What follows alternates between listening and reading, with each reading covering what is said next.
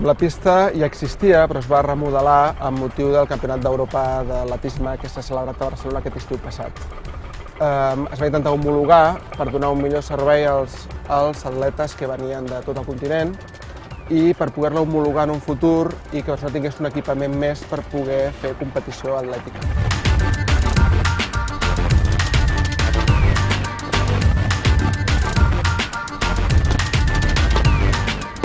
Per nivell d'instal·lacions estan de conya, almenys la meva opinió.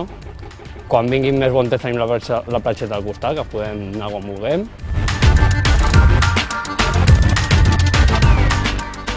Bé, aquí tenim bàsicament 5 clubs, tenim 3 d'atletisme, 2 de rugbi i després la gent pot apuntar-se a partir d'un abonament on fa utilització de la pista d'atletisme, d'aquesta sala de musculació i pot utilitzar també els vestuaris, que són nous.